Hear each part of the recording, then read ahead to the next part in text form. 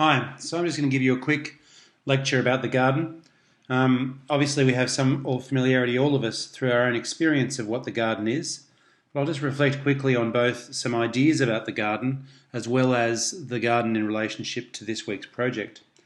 Now I'm going to talk quickly about the work of a philosopher. His name is Cicero, he's a Roman philosopher. And Cicero is quite important to the history of gardens because he came up with a formulation of the garden that has been quite widely discussed in garden history. And so, Cicero, he had this idea that there were what he called three natures. And the three natures, the first nature was nature proper, that is, in a way, that is wilderness. And so, in other words, that's the nature that we're given, that's the nature that we find around us.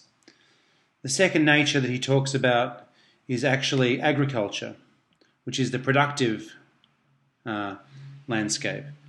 And the third nature that he describes effectively is the garden. And the garden is interesting because of the fact that if we compare it to those other two, because while the first nature is clearly about nature and wilderness, it's not us at all. Second nature is about productivity, it's about growing things, it's about living. The third nature is really, in a way, it's ornamental. It's quite, it's something that's really not about usefulness, but it's about beauty in some sense. And from this notion of the garden, a whole lot of other dynamics have developed over time, including ideas about the picturesque, the beautiful, the sublime, etc. But this is a kind of really basic, simple definition. Now, obviously, for our purposes, we're actually dealing with something like a productive garden. And so something that's worth thinking about in a way that a model that this comes from is probably more something like the cloister garden. And the cloister garden is really a kind of model from the medieval years, really, where you'd have this sort of the walled garden. And the walled garden was an interesting space between these two types of things. On the one hand, it was both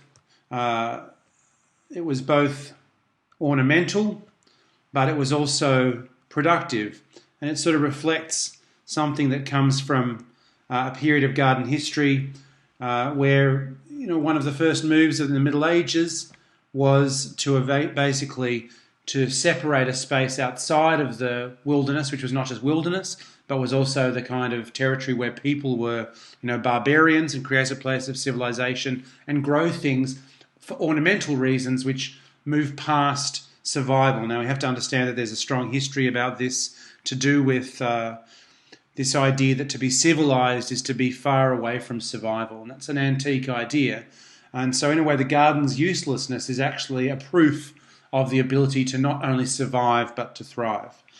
Now, the garden, in a way, if we're talking about the form, obviously we're here, in this situation, we're actually talking about the fact that the garden is walled. It's enclosed, and that's something that really defines a garden, is some level of enclosure. And there's also the act of cultivation. And probably the act of cultivation is really one of the main things we're talking about. And so when we talk about cultivation here, what we're really talking about is sort of like human acts directed at for growth. And I think this is something I'll discuss in my lecture that's coming more. But this idea about acts, which is that it's an activity and it's aimed at growth, is an important thing. If we think about the dynamic between this idea, on the one hand, we can say that this is, to some extent, this is a form. This garden is a form. But in actual fact, which is at least particularly so, this shape, this what we're talking about. But at the same time, these plants that are here, those are actually plants that are in the act of growth. And so we need to understand that that's a dynamic between those two things that we're talking about. Now, a useful thing to play between these two things, and it's a really important idea because if we're thinking that we're designers, on the one hand, we have this idea that we want to design something, we need to give some form to something. But in actual fact, what we really need to work with as a garden is the act of gardening. And this is actually something which is very undervalued. To some extent, designers are always trying to find a configurative answer to the question, whereas the answer is actually in cultivation. The answer is in the act of making something, in the act of working in it, in with the meter of time, with its turnover in organic time. So let's balance these two. And a project that's kind of interesting to talk about in terms of this idea is, for example, a project which I'll talk about from my own experience of visiting it, which is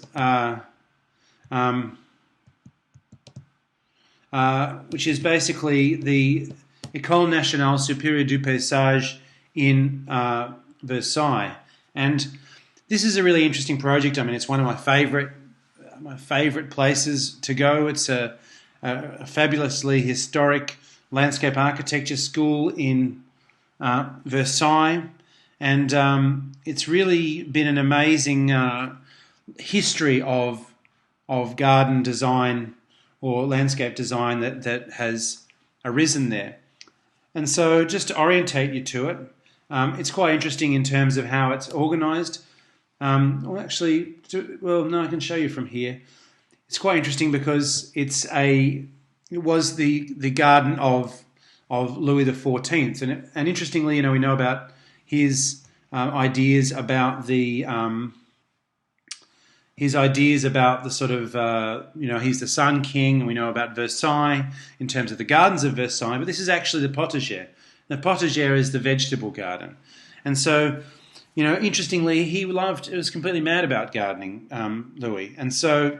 The big castles of Versailles were up here somewhere, and there's the orangerie over here, and along here is this thing called the piece d'eau, which is like the piece of water. And what used to happen was that, up here is his big axes stretching off into the horizon, and cross axes, the huge terraces, etc.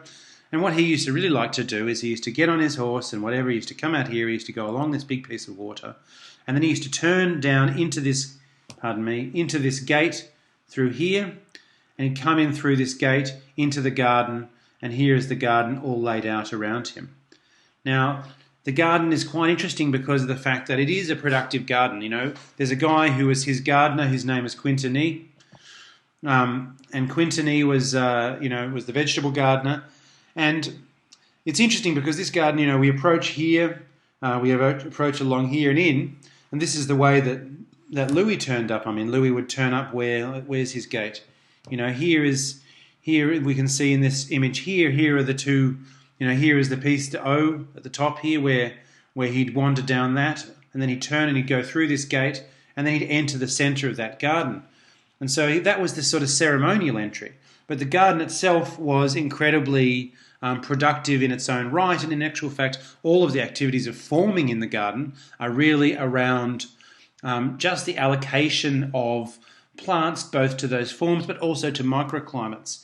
The garden has a series of sunken terraces, and so if we look at it, here's one, for example. I did some teaching there, and at the school at Versailles, the students also would always get their own gardens. Each year group would get their own gardens, and once a year there'd be a process where the gardens would get opened, and they would get shown off. But of course, students being lazy bastards that they are all over the world, obviously would leave these to the last minute. And you can see the state that these gardens are in. This is me with a colleague of mine, Martin Rancano from Topotech One, who does a lot of work with Bjarke Engels and BIG. We were both teaching there, looking at one of these gardens, But I think the thing I want you to notice here is that we have here this walled arrangement. Now, obviously, when you guys are doing a thermal subject, the thing to realise is that very small scale changes in temperature and wind movement can make big differences in terms of temperature. And so this is actually to do with what's known as the way that the boundary layer works. Boundary layer, of course, is the layer of air that's against a surface. And so because we can see that these gardens are effectively below that level here, which is the surface level, this is giving them some respite from the winds coming across here. But it also is that as the sun is up here shining into this, it's also catching heat. Let's use a heat colour. It's catching heat in here, and so it's actually heating these things up. And so when we go back to look at this thing here, we can see that through the use of a whole range of different levels, this is at one level, this is at another level. Through the way that these walls are operating, they're actually air conditioning how this is working. And so we can see that there's the formal moves are aimed at microclimatic effects. And so, in a way, if we're trying to think about the role of form here, the basic role of form is in microclimate. It's how we manipulate that. And so your thermal subjects are going to be incredibly important about how that happens. In terms of this thing, it's interesting if we note in this picture here, we can see that I've described this way that Louis came in here. That's the ornamental axis. But if you're actually, like when we're teaching in here, all the student studios are in this edge along here, and the public currently enters via here and then goes into the garden, we can see that in actual fact that the garden is presented differently in two directions. If you come in through this direction through here, you're coming in much more like the tradesman. If you're coming in through this ceremonial thing, the garden is presented as ornamental. And this is a term that's often used, that's been picked up, which is the ferme ornée, and that's basically the ornamental garden, the ornamental farm, I should say.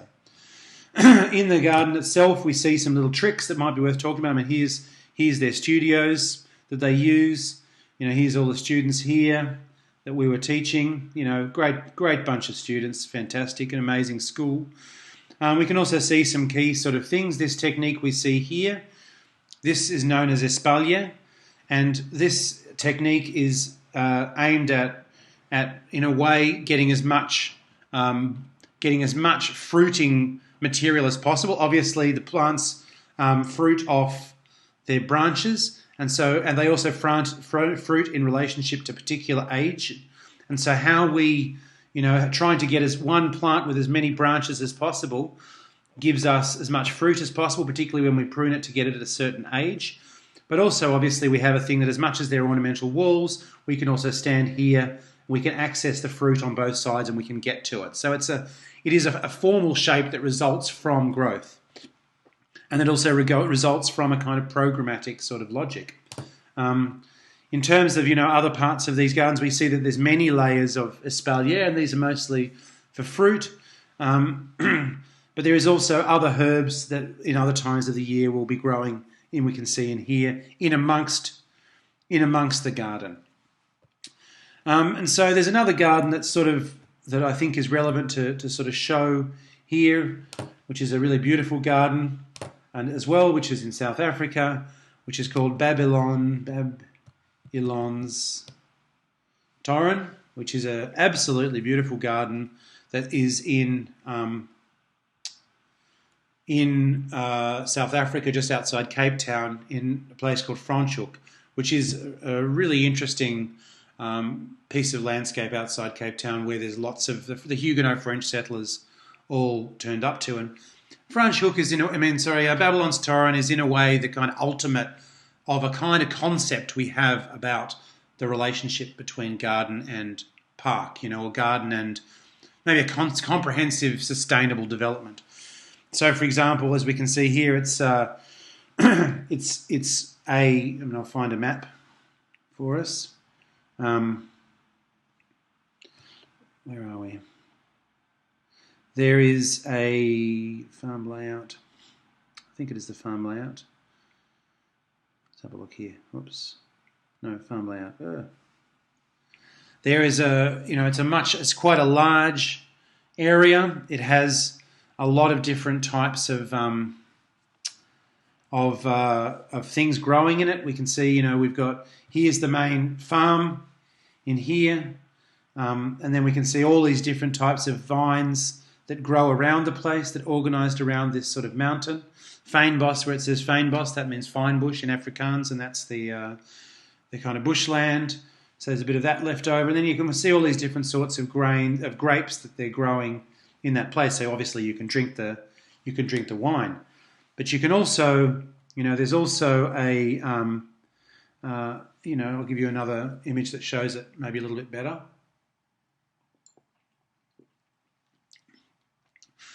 It's also interesting in terms of the fact that it is a highly ornamental sort of layout, and so it is organised, but it is also playing upon and utilising its ornamental characteristics. Now I know we're dealing with a different scale. I'll go in and deal with a smaller site for you soon, but here we can see that when you enter this place, what you do is you enter where you come in through the gate through, let me think about this for a second. Where are we? You come in, yeah. You come in through here, you go through here, you go along here, and then where do you do it? I think you drive, you drive down here, you park in this zone through here, and then what happens is that you walk around past the sort of visitor centre, and then there's a restaurant here, and then we have this huge garden that's laid out here with this series of other buildings and facilities off them. And everything in this is all in this format that's known as Cape Dutch. Cape Dutch is the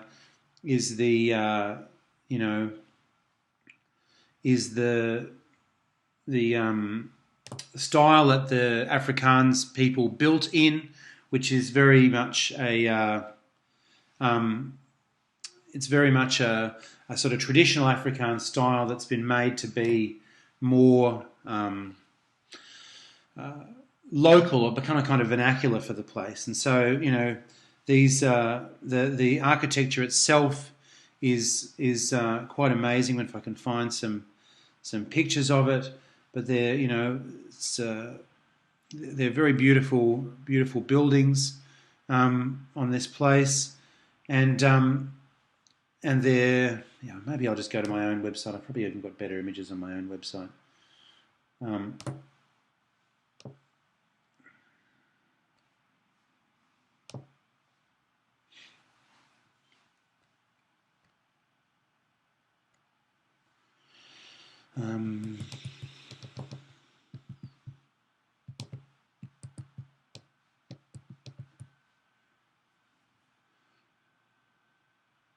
So when I visited there, but the buildings themselves are absolutely lovely, and in a way, it's playing with that sort of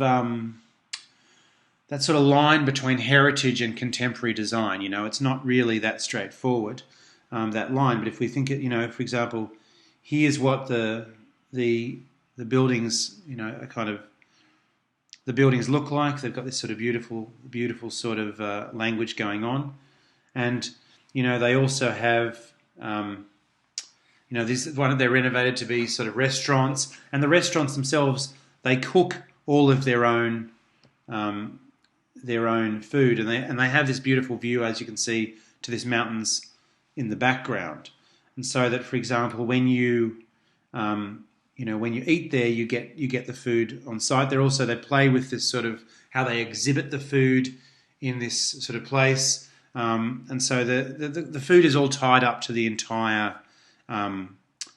body of the place.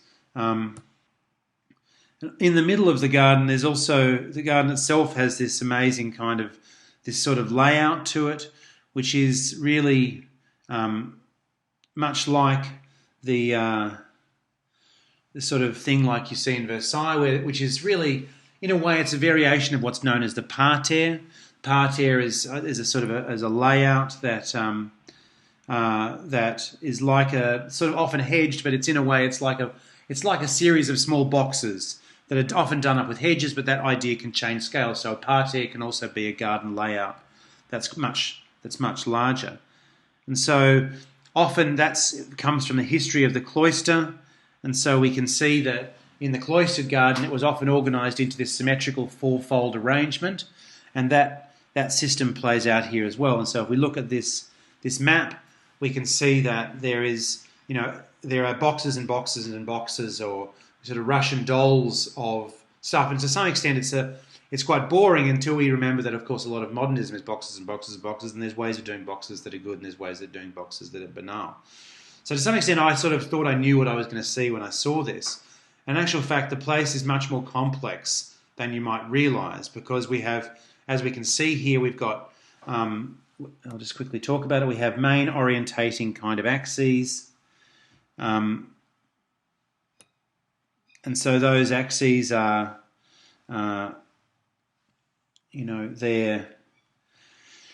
so we have big circulating axes like this one here, where we can move our way along through these long large kind of axes.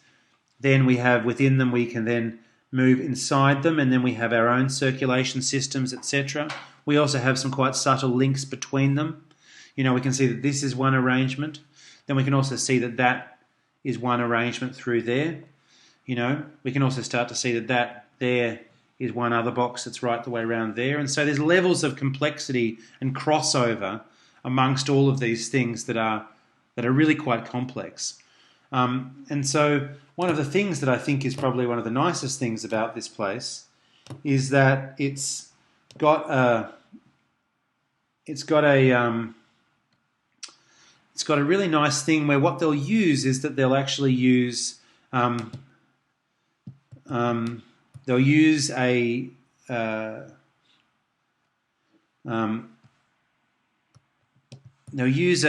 an arrangement of planting that I think is quite interesting. So that, for example, they'll get a herb, and they'll put a herb underneath an ornamental tree, for example. It sounds simple, but they'll do some quite nice things where they cross and play with the line between things being ornamental and things being productive. And I think this is a major kind of thing. And so, for example, we can see here, here each one of these areas, and they have these little structures. Each one of them will have something growing on them that may be grapes, or they may be other sorts of climbers that we can eat. But as we can see, next to those things, we'll also have seating, etc., so that the farm is both ornamental as well as being at the same time highly productive. And it's a concept that continues right the way through the food you eat, everything. Even to the point where here we can see that they, in this example here, we can see that if we look at very closely at what the ground material is, we can see that those are actually peach husks. So on the one hand, they're literally growing the peaches, and then they're using the peach seeds as a mulch on the ground. And so there's a sense that in this place, nothing is wasted. Every single thing of the process is kept on site as much as possible. And so you eat also from what's grown in the garden. What else to say? I mean, there's also, there's also some other interesting things. So, like, for example, here we have, that's prickly pear. We can eat prickly pear. Next to it, as I was saying, here we have rosemary that's underneath olives. So, we can see that there are a whole range of ways that the different things are put together, and they're just these things are arranged in a formal way, but at the same time, their productivity, you can't just say it's about a form follows function thing, because their productivity is not tied totally to that arrangement. It's an aestheticized production, which is ultimately, if we think about this category of Cicero's thing between the agriculture, landscape, and the garden, it's a kind of interesting sort of hybrid. Next one I want to talk about quickly, and I'll probably end on, is the urban Physic garden in London.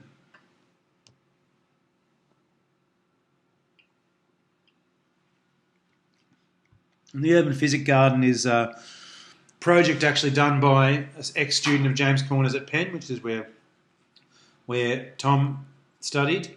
And it's a really interesting, really interesting kind of garden because of the fact that it's, obviously it's in the centre of town, and it's on a site that is sort of not disused, but has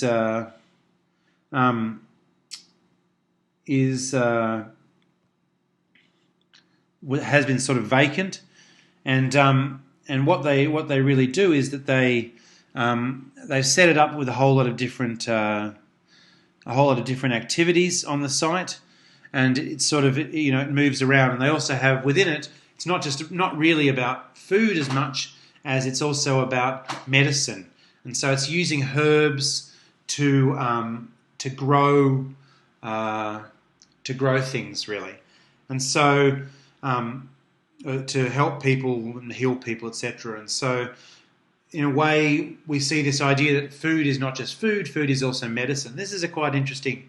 It's an obvious point, but it's an interesting one at the moment because there's a real trouble around this idea that certain companies are telling people to making claims that certain foods will have medicinal effects. But ultimately, we know that in the history of civilizations, foods have always had medicinal effects. I mean, if you go to the Amazon, everyone in the Amazon would deal with everything via food. They don't make a description between medicine and food. It's all the same thing.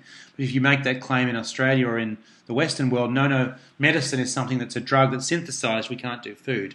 So in a way, this is an interesting thing to do. And I mean, when we look at this sort of organization here with all these herbs, etc., we can also see that the arrangement here, again, we have this idea of areas being organized. And so one of the basic things that often happens around gardens like this is that people will organize the garden into different plant groups, or they'll have a schema. The Botanic Gardens will organise itself, Southern Hemisphere plants, etc.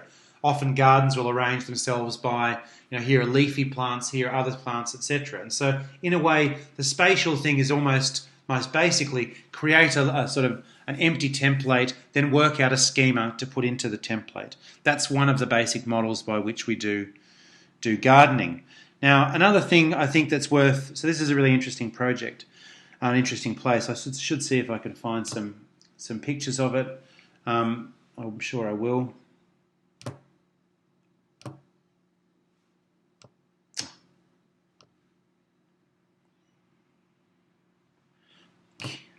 Hang on a second.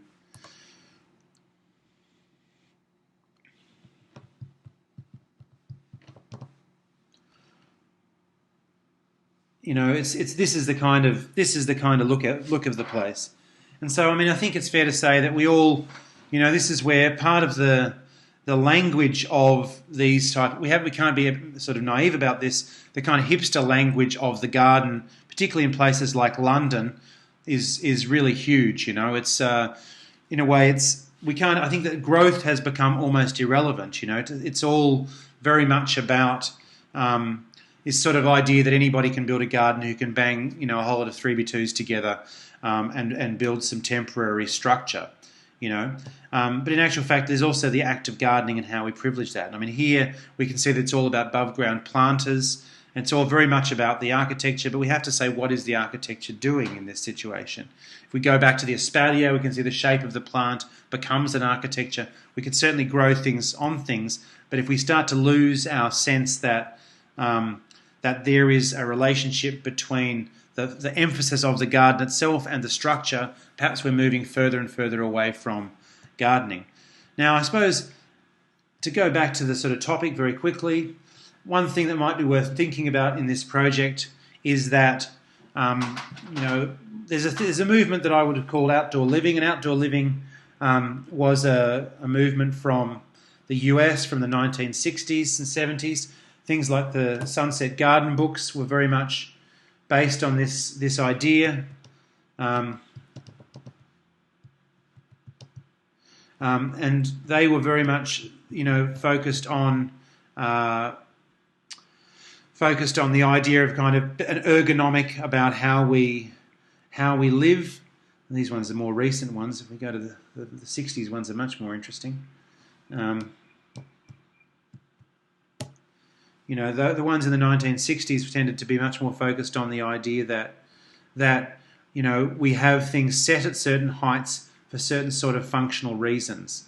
And so, for example, I can't find an example here immediately, but an example might be that if we have a garden bed here, then we might sort of build a seat into the edge of it in some way, so that we can sit on it, and we're in the wrong position, so we can sit on it, and then we can work in the garden with plants, and we can sit on it, we can reach into the garden.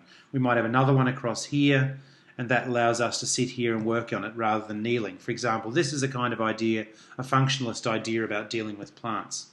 So that's one thing to think about, is that obviously you've got the garden itself, and then you've got how you access it. It's an important thing. If we have a garden bed that's a certain width, and obviously, if a person is this big in relationship to the garden bed, then if they want to get into here, they're going to have to step into the garden bed, which means, do we think about how we get into the centre of the garden bed to move our way through, or are they actually this big, and therefore we can easily reach into the middle there to get something from each side to reach it. So dimensionality is important.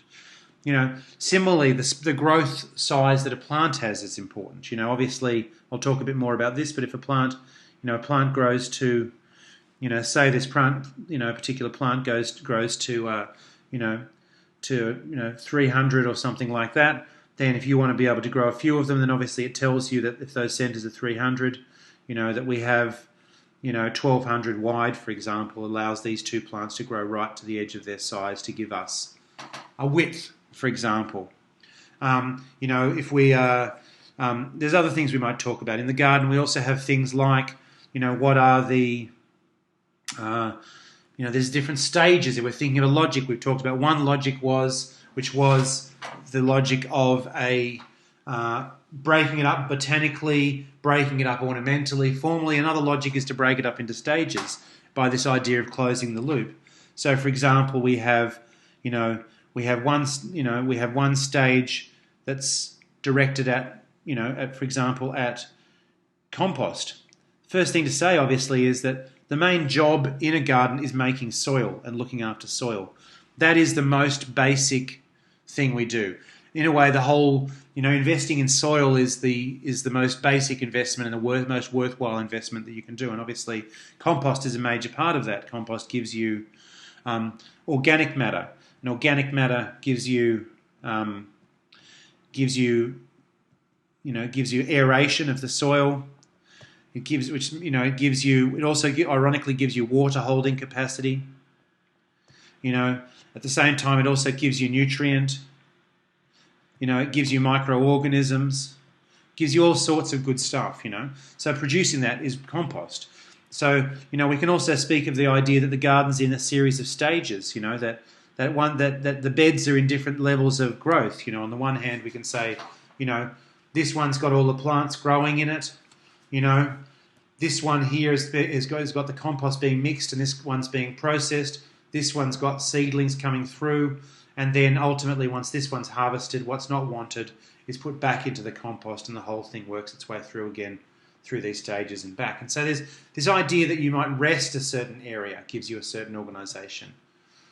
And so that's another thing to think about. Another thing to have a look at, which is important, is the idea of, for instance, this thing called companion planting.